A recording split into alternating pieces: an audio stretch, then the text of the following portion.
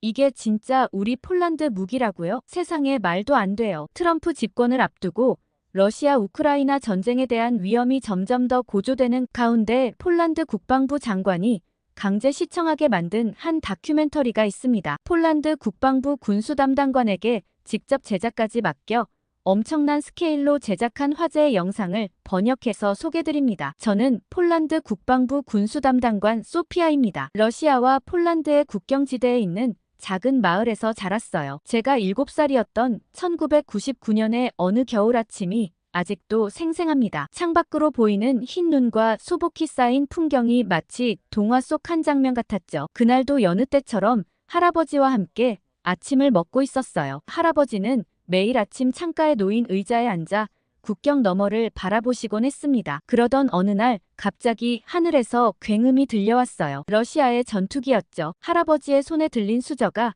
덜그럭 떨어졌어요. 그 순간 할아버지의 얼굴이 하얗게 변했습니다. 저는 그때 처음으로 우리 마을이 얼마나 위험한 곳에 있는지 깨달았어요. 국경과 가까운 우리 마을에서는 러시아의 군사훈련 소리가 자주 들렸습니다. 대포 소리와 헬기 소리 그리고 전투기 소리가 들릴 때마다 마을은 긴장감에 휩싸였죠. 특히 할아버지는 그 소리만 들리면 온몸이 굳어버리셨어요. 젊은 시절 참전했던 전쟁의 기억이 할아버지를 괴롭혔나 봅니다. 그럴 때마다 할아버지는 저를 무릎에 앉히고 전쟁 이야기를 들려주셨어요. 할아버지가 가장 자주 하시던 이야기는 1944년 바르샤바 봉기 때의 일이었습니다. 당시 20살이었던 할아버지는 소련군의 침공에 맞서 싸웠어요. 하지만 무기도 제대로 없이 싸워야 했죠. 할아버지의 부대원 대부분이 전투에서 목숨을 잃었다고 해요. 특히 가장 친했던 전우 토마스의 이야기를 하실 때면 할아버지의 눈시울이 붉어졌습니다. 토마스는 할아버지보다 2살 어린 18살이었어요. 전투 중에 부상을 입었지만 제대로 된 무기도 없이 싸워야 했기에 할아버지는 그를 지키지 못했다고 했습니다. 할아버지는 늘 말씀하셨어요. 우리가 더 강했더라면 토마스를 잃지 않았을 거라고요. 할아버지의 눈물 어린 이야기를 들을 때마다 어린 제 가슴도 아팠습니다. 러시아의 군사훈련은 계절에 상관없이 이어졌어요. 봄에는 탱크 행렬이 국경을 따라 이동했고 여름에는 전투기들이 하늘을 가득 메웠습니다. 가을과 겨울에는 포격 훈련 소리가 마을 전체를 뒤흔들었죠. 그럴 때마다 할아버지의 얼굴은 창백하게 변했어요. 마치 전쟁의 악몽을 다시 보시는 것 같았습니다. 때로는 밤중에 잠에서 깨어나 토마스야 하고 소리치시기도 했죠. 그때마다 할아버지의 이마에는 식은땀이 맺혔어요. 특히 2008년 러시아가 조지아를 침공했을 때는 할아버지의 상태가 더욱 안 좋아졌습니다. 뉴스를 보시다가 갑자기 일어나 창문을 닫고 커튼을 치셨어요. 마치 전쟁이 당장이라도 시작될 것처럼 불안해하셨습니다. 그해 겨울 할아버지는 저를 무릎에 앉히고 평소보다 더 오래 이야기를 들려주셨어요. 전쟁의 참혹함과 약한 나라가 겪어야 하는 고통 그리고 토마스의 마지막 순간까지 할아버지의 목소리는 떨렸고 얼굴은 창백했습니다. 창 밖으로 들리는 러시아 군사훈련 소리가 할아버지의 상처를 더욱 깊게 파고드는 것 같았어요. 그때마다 할아버지는 손을 꼭 쥐시며 두 눈을 감았습니다. 마치 과거의 전장에 다시 서 계신 것처럼 보였죠. 이런 고통은 할아버지만 느끼는 것이 아니었습니다. 러시아 국경지대에 있다 보니 아무래도 우리 마을의 아이들은 다른 마을 아이들과 조금 달랐어요. 놀이터에서 놀 때도 항상 하늘을 경계하는 버릇이 있었습니다. 러시아 전투기가 언제 나타날지 모르니까요. 제가 다녔던 초등학교에는 특별한 규칙이 있었어요. 전투기 소리가 들리면 모든 아이들이 즉시 교실로 들어가야 했습니다. 2008년 봄의 일이 특히 기억에 남아요. 운동장에서 친구들과 축구를 하고 있었는데 갑자기 하늘이 진동하기 시작했습니다. 러시아의 최신형 전투기 편대가 우리 마을 상공을 지나가고 있었어요. 아이들은 순식간에 얼어붙었습니다. 공을 몰고 가던 친구는 그 자리에 서서 하늘만 바라보았고 골키퍼를 보던 친구는 골대 뒤로 숨었어요. 선생님들은 호루라기를 불며 모든 아이들을 교실로 불러들였습니다. 교실로 들어가는 동안 아이들의 얼굴은 하얗게 변해 있었어요. 창가 자리에 앉아있던 마르타는 책상 밑으로 들어가 몸을 웅크렸습니다. 그 아이의 할아버지가 러시아 폭격으로 돌아가셨기 때문에 이런 일에 더 민감했죠. 우리 마을의 어르신들은 더 깊은 상처를 안고 살았어요. 전투기 소리가 들릴 때마다 어르신들의 어깨는 움츠러들었죠. 아무래도 전쟁을 직접 겪으셨던 세대셨으니까요. 특히 피오트르 할아버지는 매일 아침 교회 앞 벤치에 앉아 계셨습니다. 전쟁에서 한쪽 다리를 잃으신 분이었는데 러시아 전투기가 지나갈 때마다 목발을 꽉 잡고 고개를 숙이셨습니다. 한 번씩 마을 어르신들이 모여 이야기를 나누곤 했는데 그때마다 주제는 러시아였어요. 어르신들은 우리 폴란드가 언제까지 약해야 하느냐며 한탄했어요. 러시아의 위협 앞에서 속수무책인 현실을 개탄하는 목소리였죠. 전쟁을 겪었던 어르신들은 더 큰 분노를 표현했습니다. 그들은 우리 후손들에게 이런 불안을 물려주고 싶지 않다고 했어요. 어릴 때부터 이런 모습들을 보고 자랐던 터라 저는 우리나라를 지킬 수 있는 방법을 끊임없이 고민했어요. 마을 노인들의 한숨소리, 아이들의 두려움에 찬 눈빛, 그리고 할아버지의 간절한 바람이 제 마음속에 깊이 새겨졌습니다. 대학에서 국제관계학을 전공하면서 한 가지 확신이 들었어요. 강한 나라가 되기 위해서는 반드시 강한 군사력이 필요하다는 것이었죠. 특히 할아버지께서 전우들을 지키지 못했던 이유가 좋은 무기가 없어서였다는 말씀이 가슴에 깊이 박혔습니다. 그래서 졸업 후 바로 국방부 군수담당관 시험에 도전했어요. 수많은 경쟁자들 속에서 최연소 군수담당관이 되었죠. 이것은 단순한 직업 선택이 아닌 우리 마을 사람들과 할아버지께 드린 약속을 지키는 첫걸음이었습니다. 제가 폴란드 국방부 군수담당관이 되고 난 후 처음 맞이한 크리스마스였어요. 할아버지께 기쁜 소식을 전하러 고향에 내려갔을 때 할아버지의 모습이 많이 달라져 있었습니다. 항상 의자에 앉아 국경을 바라보시던 그 자리는 비어 있었어요. 할아버지는 침대에 누워 계셨습니다. 제가 들어가자 반갑게 웃으셨지만 그 미소조차 힘이 들어 보였어요. 할아버지의 얼굴은 마치 창백한 겨울 하늘처럼 하얗게 변해 있었습니다. 의사 선생님은 할아버지의 상태가 좋지 않다고 했어요. 폐암이 많이 진행되었다는 설명이었습니다. 젊은 시절 전장에서 입은 부상과 고문의 후유증으로 건강이 나빠졌다고 했어요. 할아버지는 병세가 급격히 나빠지고 있었지만 여전히 제게 이야기를 들려주셨습니다. 이번에는 조금 다른 이야기였어요. 전쟁 중에 있었던 짧은 행복의 순간들을 말씀해 주셨죠. 전우들과 함께 나눠 먹었던 마지막 빵 한 조각의 맛, 포격 소리가 잠시 멈춘 밤하늘의 별들과 적진에서 발견한 아이의 인형을 전달해주던 순간 할아버지는 그 이야기들을 하시며 잠시 젊은 시절로 돌아간 것 같았어요. 하지만 그날 밤 이후 할아버지의 병세는 더욱 나빠졌습니다. 숨쉬기도 힘들어하셨고 기침도 심해졌어요. 그래도 할아버지는 계속해서 이야기를 들려주시려 했습니다. 간호사 선생님이 할아버지께 말씀을 자제하라고 당부했지만 할아버지는 들으려 하지 않으셨어요. 마치 더 이상 시간이 없다는 것을 아시는 것처럼 서두르셨습니다. 병실 창 밖으로 러시아 전투기 소리가 들릴 때마다 할아버지의 호흡은 가빠졌어요. 그럴 때마다 저는 할아버지의 손을 꼭 잡았습니다. 할아버지의 떨리는 손은 점점 차가워져 갔어요. 병실은 점점 더 조용해졌고 할아버지의 숨소리만이 공간을 채웠습니다. 간간이 들리는 기침 소리와 힘겨운 숨소리가 제 가슴을 아프게 했어요. 창밖에는 계속해서 하얀 눈이 내렸고 얼마 안 가 영원히 이별하게 되죠. 할아버지의 장례식은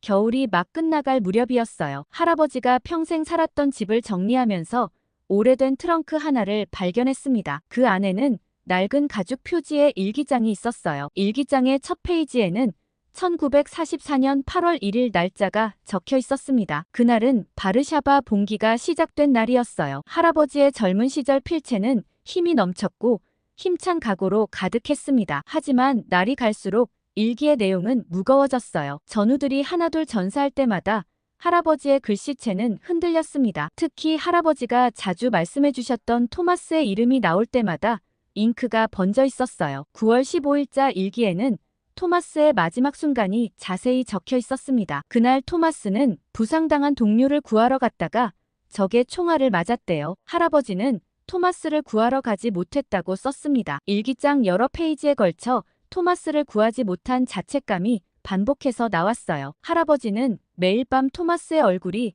꿈에 나타난다고 썼습니다. 그때마다 잠에서 깨어 일기를 쓰셨나 봐요. 특히 충격적이었던 것은 10월 2일자 일기였습니다. 할아버지는 그날 무기가 부족해 맨손으로 적과 싸워야 했던 상황을 적으셨어요. 그날 23명의 전우를 잃었다고 했습니다. 일기장 중간중간에는 전우들의 이름이 빼곡히 적혀 있었어요. 각각의 이름 옆에는 그들이 전사한 날짜와 상황이 기록되어 있었습니다. 마치 할아버지가 한 명도 잊지 않으려 노력하신 것 같았어요. 전쟁이 끝난 후에 일기도 있었습니다. 할아버지는 매년 전우들의 기일에 일기를 쓰셨어요. 그들을 지키지 못한 미안함, 부끄러움 그리고 자책감이 해가 갈수록 더 짙어졌습니다. 1980년대의 일기에는 폴란드의 미래를 걱정하는 내용이 많았어요. 소련의 압박이 심해질 때마다 할아버지는 전쟁의 악몽이 되풀이될까 두렵다고 썼습니다. 특히 1989년 베를린 장벽이 무너진 후의 일기가 인상적이었어요. 할아버지는 폴란드가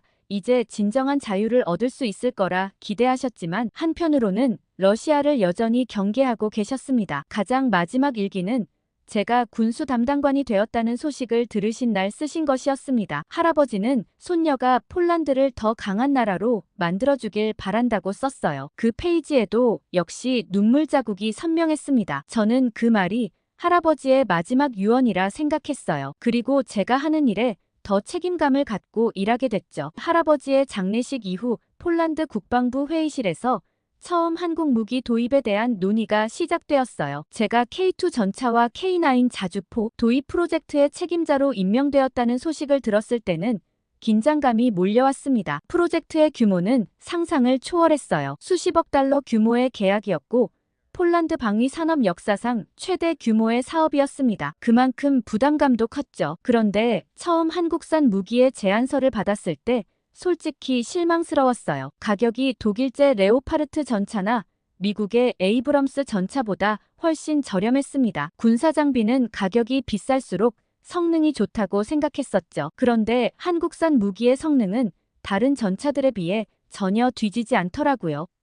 게다가 평소 한국 기술의 빠른 성장세를 보고 한국과 일을 진행해도 되겠다는 확신이 들었어요. 가격이 저렴한데도 이유가 있다고 생각했죠. 그러나 저의 이런 선택에 대해 제 주변 모두가 반대했어요. 동료 마리우스는 한국산 무기의 실전 경험이 부족하다며 우려했어요. 실제로 K2 전차는 전쟁을 겪어본 적이 없었습니다. 반면 미국의 에이브럼스 전차는 이라크전과 아프가니스탄전에서 성능이 입증되었죠. 굳이 도박을 할 필요가 있냐는 지적이었어요. 게다가 미국이나 독일의 경우 유럽 내에 정비시설이 갖춰져 있지만 한국은 그렇지 않다고 했습니다. 수리가 필요할 때마다 아시아까지 부품을 구하러 가야 할지도 모른다는 지적을 했죠. 저는 그런 문제야 한국에서 충분히 해결 가능하다고 설득했지만 막무가내로 서방 무기를 주장하는 팀원들도 많았습니다. 기술검토팀에서는 한국의 기술력을 신뢰할 수 없다며 독일제 레오파르트 전차를 고집했습니다. 아무래도 독일에서 연수를 받은 팀원들이 많기 때문에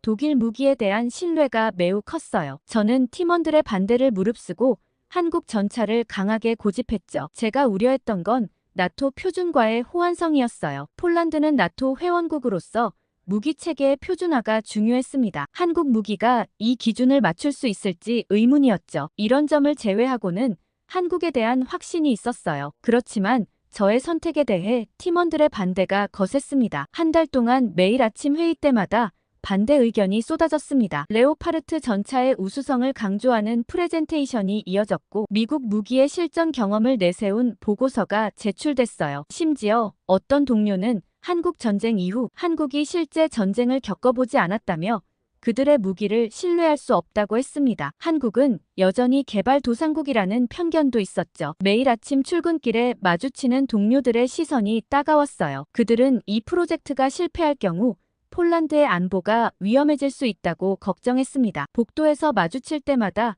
우려 섞인 시선을 보냈죠. 저는 제 선택이 틀린 게 아닐까 하는 걱정까지 들었습니다. 그러던 어느 날 바르샤바 국방부 회의실에서 한국 기술진들과의 첫 미팅이 있었어요. 한국 기술진들이 들어오는 순간 회의실의 분위기는 차가웠습니다. 우리 측 참석자들은 반신반의하는 태도였어요. 하지만 한국팀의 첫인상은 달랐습니다. 그들은 마치 밤을 새운 듯 피곤해 보였지만 눈빛만은 또렷했어요. 발표가 시작되자 회의실은 숨죽였습니다. 그들이 준비한 프레젠테이션은 완벽했어요. 폴란드의 지형과 기후에 맞춘 상세한 분석, 우리 군의 작전 방식에 최적화된 설계 변경안까지 모든 것이 준비되어 있었습니다. 특히 놀라웠던 것은 우리 국경지대의 특수성을 완벽하게 이해하고 있었다는 점이에요. 러시아와의 긴장 관계 속에서 필요한 전술적 요구사항들을 세세하게 분석해 놓았습니다. 그들은 우리의 불안을 정확히 알고 있었죠. 프레젠테이션이 끝나고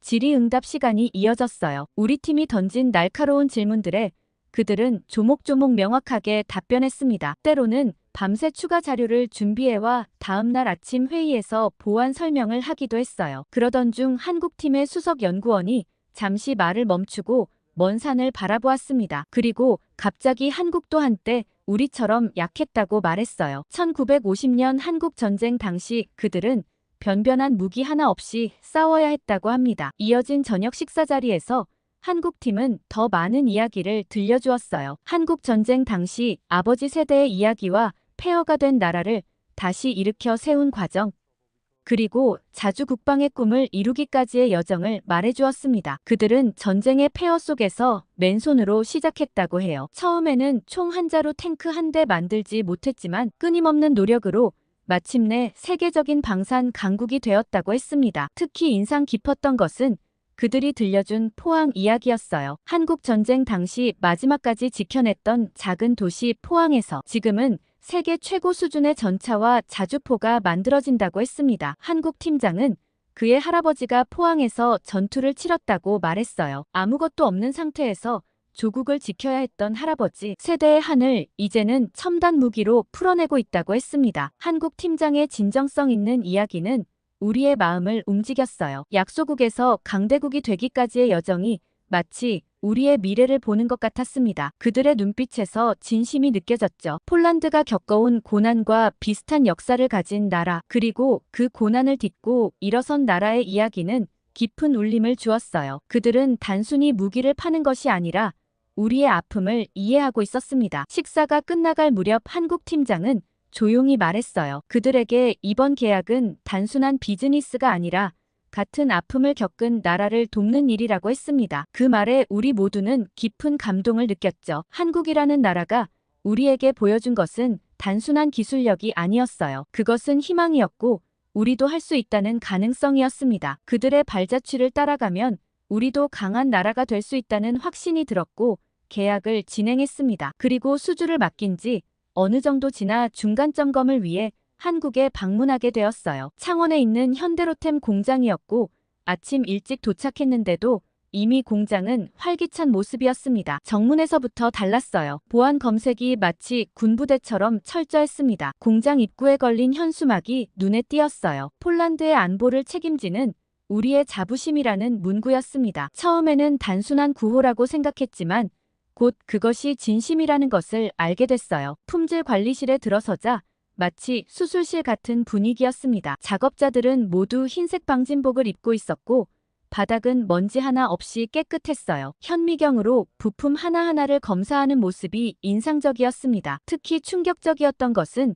불량품 처리 과정이었어요. 아주 작은 흠집이 있어도 바로 폐기했습니다. 고가의 부품임에도 조금의 타협도 없었죠. 품질 관리자는 전차 한 대가 완성되기까지 10,000번이 넘는 검사를 한다고 했어요. 조립 라인에서는 더욱 놀라운 광경을 목격했습니다. 각 공정마다 3중 점검이 이루어졌어요. 한 작업자가 조립을 마치면 다른 작업자가 재확인하고 마지막으로 전문 검사관이 최종 점검을 했습니다. 용접 과정은 마치 예술 작품을 만드는 것 같았어요. 작업자들은 현미경을 보며 밀리미터 단위의 용접을 했습니다. 한 번의 용접이 끝나면 엑스레이 검사까지 진행했죠. 이런 과정을 수백 번 반복했어요. 점심시간이 되었는데도 많은 직원들이 자리를 지켰습니다. 식사를 하면서도 도면을 들여다보는 엔지니어들이 많았어요. 누군가 빨리 식사하고 돌아가자고 했더니 폴란드에 보낼 무기는 완벽해야 한다며 자리를 지켰습니다. 오후가 되자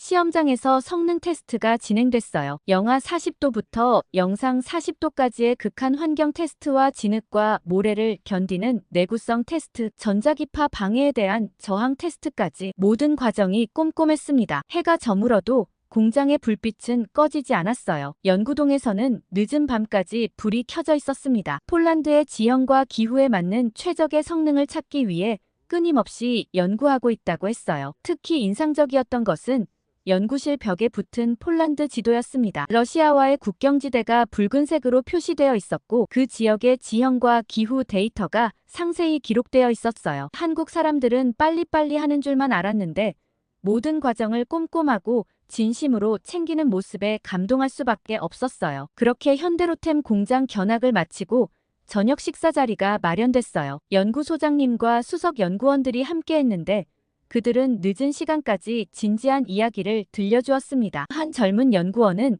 초등학교 때부터 한국 전쟁에 대한 이야기를 들으며 자랐다고 해요. 학교에서는 매년 참전국에 대한 감사 행사를 했고 그때마다 우리도 언젠가는 도움을 받은 은혜를 갚아야 한다는 이야기를 들었다고 합니다. 특히 감동적이었던 것은 연구소 로비에 걸려있는 사진이었어요. 6.25 전쟁 당시 폐허가 된 서울의 모습과 현재 서울의 모습을 나란히 걸어두었는데 그 아래에는 잊지 않겠습니다라는 문구가 적혀 있었죠. 식사가 이어지는 동안 그들은 계속해서 이야기를 들려주었어요. 한국이 전쟁의 폐허에서 일어나 세계적인 기술 강국이 되기까지의 과정, 그 과정에서 받은 도움들 그리고 그 은혜를 갚고자 하는 마음까지. 한 연구원은 폴란드가 지금 겪고 있는 불안이 70년 전 한국이 겪었던 것과 비슷하다고 했어요. 국경 너머의 위협 약소국의 두려움, 그리고 강대국 사이에서 느끼는 압박감까지 그들은 우리의 상황을 정확히 이해하고 있었습니다. 밤이 깊어갈수록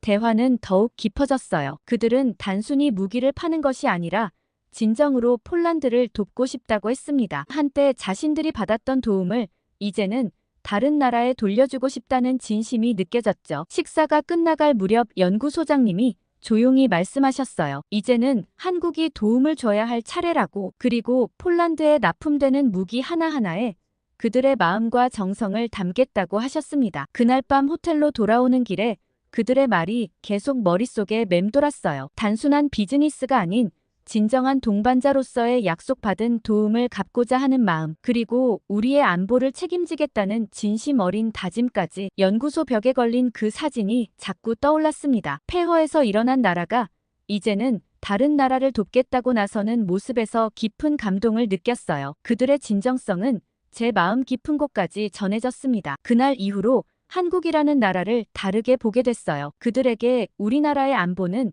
단순한 수출 계약이 아닌 역사적 소명과도 같았습니다. 은혜를 잊지 않고 갚고자 하는 그들의 마음에 깊은 감동을 받았죠. 그렇게 만들어진 전차를 받아 드디어 폴란드 국경 근처 훈련장에서 K2 전차 시험 운용이 진행됐어요. 영하 15도의 혹한 속에서 진행된 야간 기동 훈련이었습니다. 러시아와의 긴장이 고조되던 시기라 모든 이들의 눈빛이 진지했어요. 그런데 자정이 가까워질 무렵 갑자기 K2 전차의 엔진에서 이상한 소리가 났습니다. 곧이어 전차가 완전히 멈춰섰어요. 현장에 있던 모든 사람들의 표정이 굳어졌죠. 폴란드 군 관계자들의 눈빛에서 실망감이 느껴졌습니다. 당직 중이던 한국 기술진에게 연락이 갔어요. 그들은 바르샤바 시내의 숙소에서 휴식 중이었지만 즉시 출발하겠다고 했습니다. 한밤중의 폭설 속에서 2시간이 넘는 거리를 달려왔죠. 새벽 2시가 조금 넘어 기술진이 도착했어요. 그들의 작업복은 눈으로 젖어 있었지만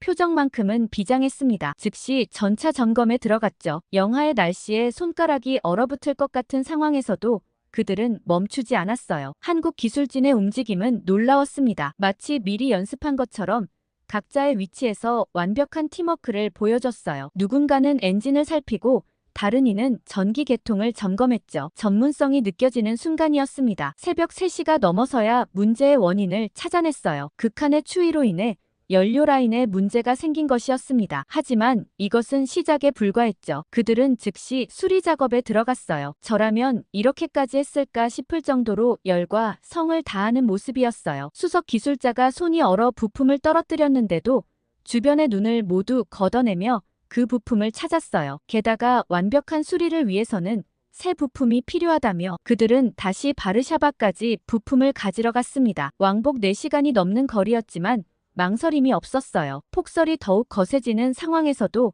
그들은 서둘러 움직였죠. 우리의 안전이 그들의 안전이라며 힘을 내자고 했습니다. 결국 새벽 5시가 되어서야 부품을 가지고 돌아왔어요. 눈보라가 더욱 심해졌지만 그들의 작업은 계속됐습니다. 얼어붙은 손을 호호 불어가며 정밀한 수리를 이어갔죠. 마침내 아침 7시 엔진이 다시 시동됐어요. 15시간의 작업 끝에 K2 전차는 다시 완벽하게 작동했습니다. 한국 기술진의 얼굴은 피곤해 보였지만 눈빛만은 밝게 빛났죠. 놀라운 것은 그들이 단순히 수리만 한 것이 아니었다는 점이에요. 문제의 원인을 찾아 폴란드의 혹한기에도 견딜 수 있도록 시스템을 보완했습니다. 앞으로 이런 문제가 다시는 발생하지 않도록 했죠. 수석 기술자는 피곤한 목소리로 말했어요. 폴란드의 안보가 우리의 안보라고. 그래서 완벽해야 한다고 했습니다. 그 말에는 단순한 기술 지원을 넘어선 진정성이 담겨 있었죠. 그날의 사건은 우리 군 수뇌부에게도 깊은 인상을 남겼어요. 한국 기술진의 헌신적인 모습은 그들의 기술력만큼이나 신뢰를 주었습니다. 위기의 순간에 보여준 그들의 진정성은 잊을 수 없는 기억으로 남았죠. 기술진들이 떠나는 모습을 보며 모두가 깊은 감동을 느꼈어요. 그들이 보여준 것은 단순한 기술 지원이 아닌 진정한 동맹의 모습이었습니다. 그날 이후로 K2 전차에 대한 우리의 신뢰는 더욱 굳건해졌습니다. 사실 제가 가장 인상 깊었던 건 나토 연합훈련 때 있었던 일이었어요. 그때 당시 폴란드 북부 훈련장에서 훈련이 진행됐죠. 러시아와의 전쟁 가능성이 고조되는 상황이라 이번 훈련은 특별히 중요했습니다. 16개국이 참가한 대규모 훈련이었죠. 훈련장에는 독일의 레오파르트 전차, 미국의 에이브럼스 전차, 그리고 우리의 K2 전차가 나란히 서 있었어요. 다른 나라 군인들은 여전히 K2 전차를 의심스러운 눈으로 바라봤습니다. 첫 번째 훈련은 영하 20도의 혹한 속에서 진행됐어요. 레오파르트 전차가 먼저 출발했지만 얼마 가지 못해 엔진이 정지했습니다. 에이브럼스 전차도 극한의 추위 속에서 트랙이 파손되는 문제가 발생했죠. 하지만 K2 전차는 달랐어요. 혹한 속에서도 안정적으로 움직였고 기동성도 완벽했습니다. 특히 자동장전 시스템은 추운 날씨에도 전혀 문제가 없었죠. 주변의 시선이 달라지기 시작했어요. 두 번째 훈련은 험한 지형에서의 기동이었습니다. 진흙과 눈이 뒤섞인 험지였어요. 다른 전차들은 진흙에 빠져 움직이지 못했지만 K2 전차는 마치 평지를 달리듯 부드럽게 움직였습니다. 특히 놀라운 것은 K9 자주포의 성능이었어요. 폭설이 내리는 상황에서도 정확하게 목표물을 타격했습니다. 다른 나라의 자주포들이 명중률 50%를 겨우 넘길 때 K9은 90% 이상의 정확도를 보여줬죠. 그런데 훈련 중반 긴급 상황이 발생했어요. 적군의 기습 공격을 가정한 비상 상황이었습니다. 각국의 전차들이 긴급 출동했지만 대부분 준비 과정에서 문제가 발생했죠. 하지만 K2 전차는 30초 만에 출동 준비를 마쳤어요. 이 순간 할아버지의 말씀이 떠올랐습니다. 전쟁에서 가장 중요한 것은 장비를 신뢰할 수 있느냐는 것이었어요. 지금 제 눈앞에서 K2 전차는 그 신뢰성을 완벽하게 증명하고 있었습니다. 야간 훈련에서는 더욱 극적인 장면이 펼쳐졌어요. K2 전차의 연령상 장비는 폭설 속에서도 정확하게 목표물을 포착했습니다. 다른 전차들이 어둠 속에서 헤매는 동안 K2는 완벽한 임무 수행을 보여줬죠. NATO 사령관도 K2 전차의 성능에 깊은 인상을 받았다고 해요. 특히 극한의 상황에서도 안정적인 성능을 발휘하는 것에 놀랐다고 했습니다. 이제는 주변의 시선이 완전히 바뀌었죠. 훈련이 끝난 후 할아버지의 일기장을 다시 펼쳐보았어요. 강한 무기로 나라를 지키고 싶다던 할아버지의 꿈, 이제 그 꿈이 현실이 되었다는 생각이 들었습니다. K2 전차와 K9 자주포는 할아버지가 그토록 바라던 바로 그 무기였죠. 다른 나라 장교들이 K2 전차에 대해 물어보기 시작했어요. 독일군 장교는 자신들의 레오파르트 전차보다 뛰어나다고 인정했습니다. 미군 장교도 한국의 기술력에 감탄을 표했죠. 이제 우리는 더 이상 약한 나라가 아니었어요. 한국의 무기는 우리에게 자신감을 주었습니다. 할아버지가 꿈꾸던 강한 폴란드, 이제 그 꿈이 현실이 되어가고 있었죠. 마지막 훈련을 마치고 K2 전차를 바라보며 눈물이 났어요. 할아버지가 그토록 바라시던 그런 나라로 만들어갈 수 있다는 생각이 들었습니다. 저는 이제 제 할 일을 모두 끝낸 것 같았죠. 이 프로젝트가 마무리되고 저는 어느 봄날 할아버지의 묘소를 찾았어요. 국경 마을의 작은 공동묘지는 여전히 조용했습니다. 멀리서 들리는 러시아 전투기 소리마저도 이곳만큼은 잠잠했죠. 양손에는 K2 전차와 K9 자주포의 모형을 들고 있었어요. 한국에서 마지막 날 구입한 정교한 모형이었습니다. 할아버지의 묘비 앞에 무릎을 꿇고 앉아 조심스럽게 두 모형을 올려놓았어요. 그리곤 묘비를 닦으며 이야기를 시작했습니다. 한국에서 보고 듣고 경험한 모든 것들을 하나하나 들려드렸어요. 마치 할아버지가 고개를 끄덕이시는 것 같았죠. 이제 우리나라는 달라질 거라고, 더 이상 러시아의 위협에 떨지 않아도 된다고 말씀드렸습니다. 할아버지의 꿈이 이루어지고 있다고 했죠. 러시아의 위협은 여전하지만 더 이상 두렵지 않습니다. 우리에게는 이제 든든한 방패가 생겼고 그것을 만든 한국이라는 진정한 친구도 생겼으니까요. 점차 전쟁의 위협이 고조되는 분위기 속에 오늘 사연에 대해 어떤 생각을 하고 계신지 궁금합니다. 댓글 많이 달아주시고 구독과 좋아요 꾹 눌러주세요. 감동 필름이었습니다.